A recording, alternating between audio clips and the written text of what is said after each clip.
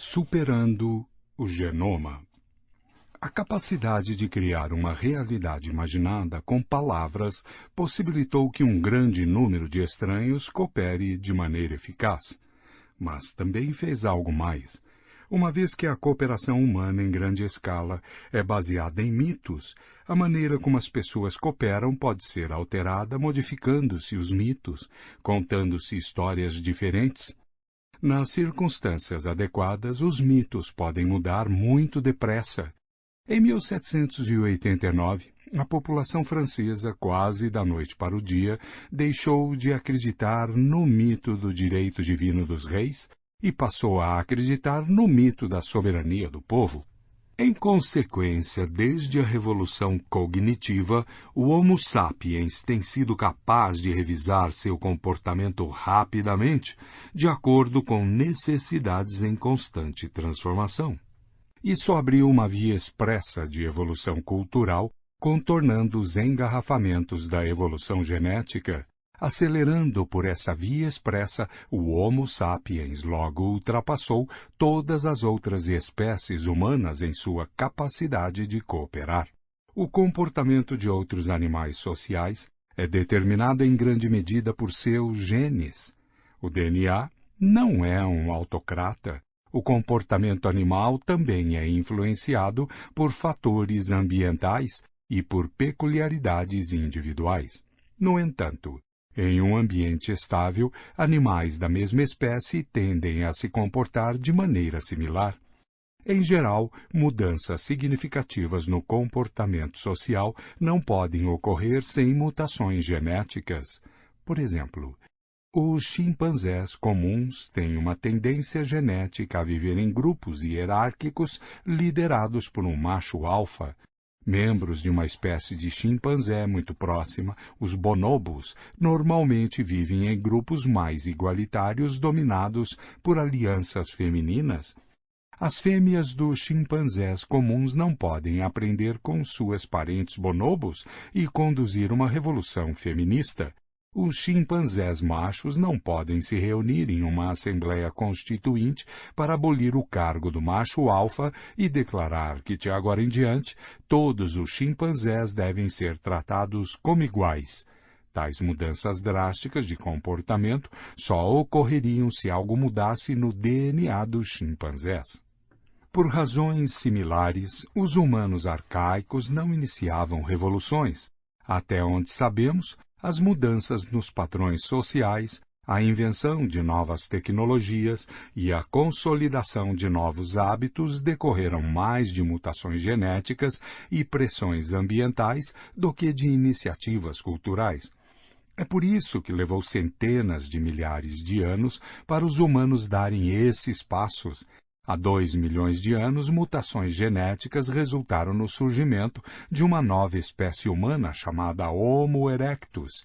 Seu surgimento foi acompanhado pelo desenvolvimento de uma nova tecnologia de ferramentas de pedra, hoje reconhecida como uma característica decisiva dessa espécie.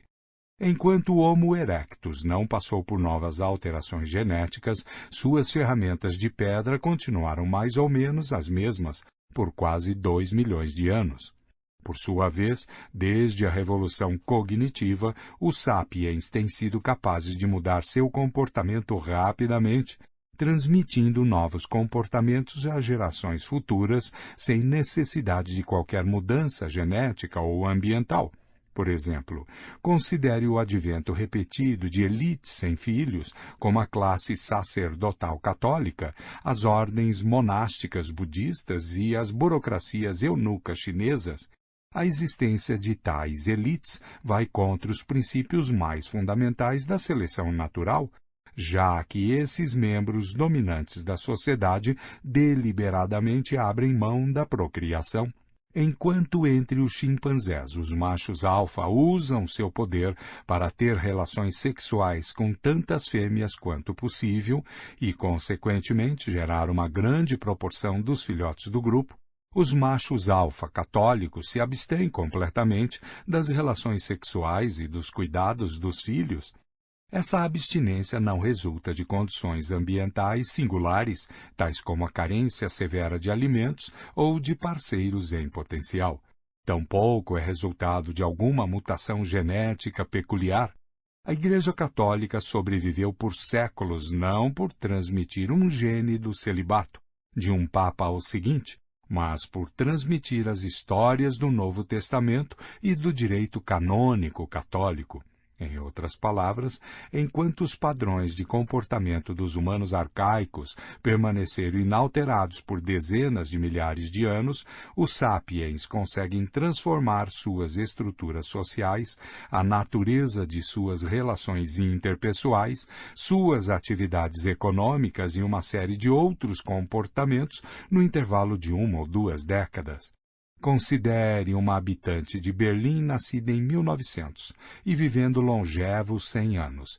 Ela passou a infância no Império Hohenzollern de Guilherme II, seus anos adultos na República de Weimar, no Terceiro Reich nazista e na Alemanha Oriental comunista, e morreu cidadã de uma Alemanha democrática reunificada. Conseguiu ser parte de 5 sistemas sociopolíticos muito diferentes, embora seu DNA tenha permanecido exatamente o mesmo. Isso foi essencial para o sucesso dos sapiens. Em uma briga de 1 para 1, provavelmente um Neandertal teria derrotado um sapiens, mas em um conflito de centenas, os Neandertais não teriam uma chance sequer. Os Neandertais podiam partilhar informações sobre o paradeiro de leões, mas provavelmente não podiam contar e revisar histórias sobre espíritos tribais.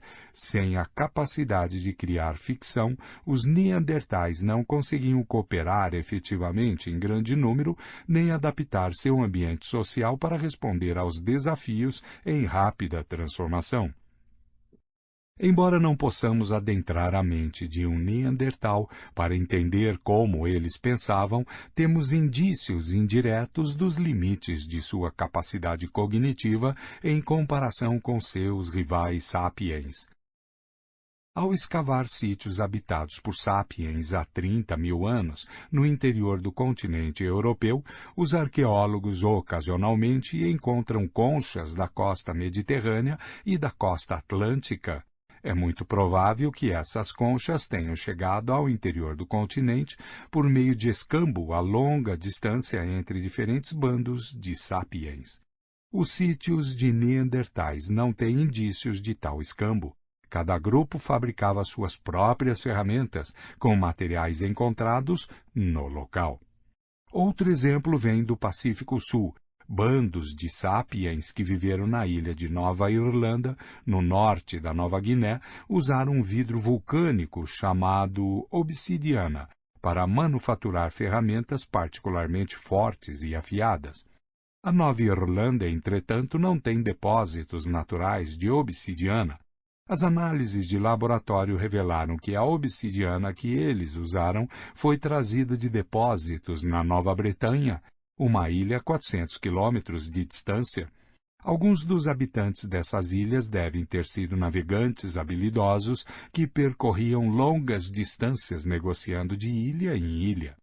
O comércio pode parecer uma atividade muito pragmática, que não requer nenhuma base fictícia, mas o fato é que nenhum outro animal além dos sapiens pratica o comércio, e todas as redes de comércio dos sapiens sobre as quais temos informações detalhadas se baseiam em ficções.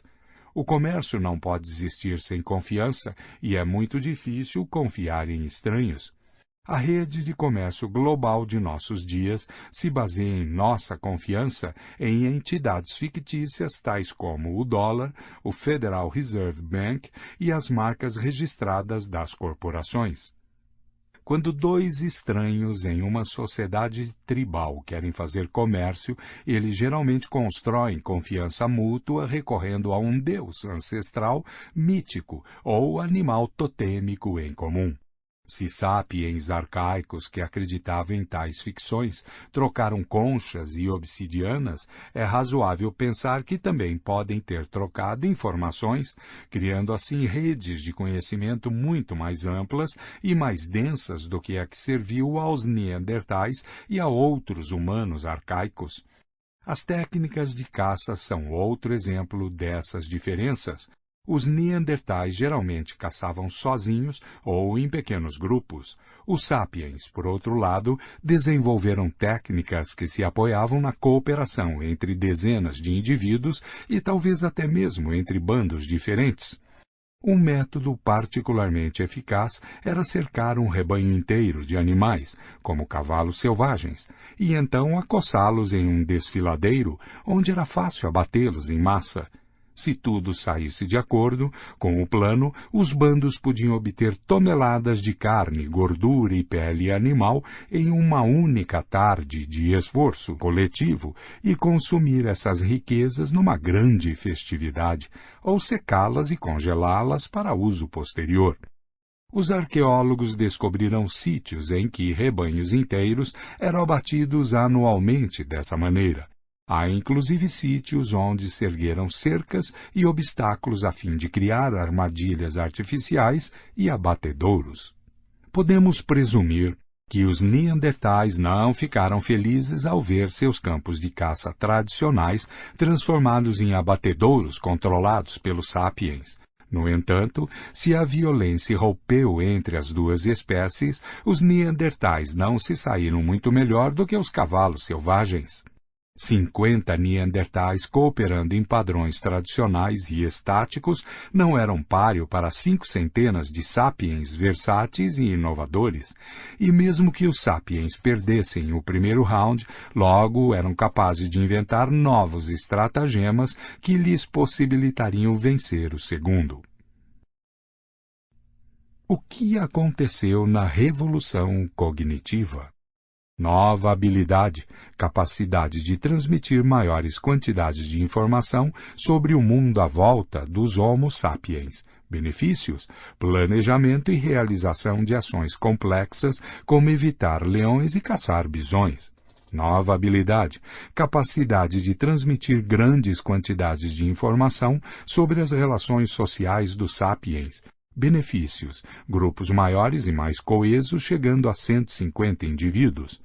Nova habilidade, capacidade de transmitir grandes quantidades de informação sobre coisas que não existem de fato, tais como espíritos tribais, nações, companhias de responsabilidade limitada e direitos humanos.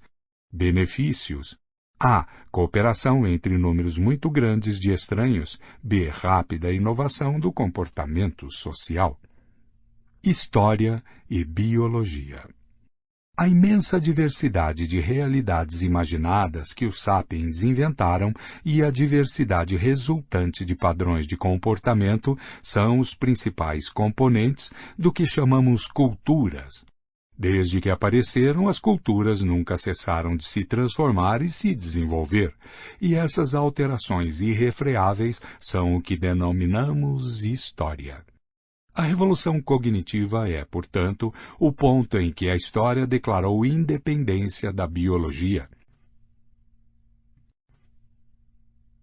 Até a revolução cognitiva, os feitos de todas as espécies humanas pertenciam ao reino da biologia, ou, se quisermos, da pré-história. Eu tendo a evitar o termo pré-história, pois sugere erroneamente que até mesmo antes da revolução cognitiva, os humanos constituíam uma categoria própria. A partir da revolução cognitiva, as narrativas históricas substituem as narrativas biológicas como nosso principal meio de explicar o desenvolvimento do Homo sapiens. Para entender a ascensão do cristianismo ou a Revolução Francesa, não basta compreender a interação entre genes, hormônios e organismos. É necessário também levar em consideração a interação entre ideias, imagens e fantasias.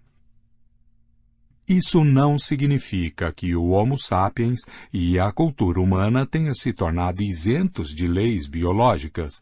Ainda somos animais, e nossas capacidades físicas, emocionais e cognitivas continuam sendo moldadas por nosso DNA.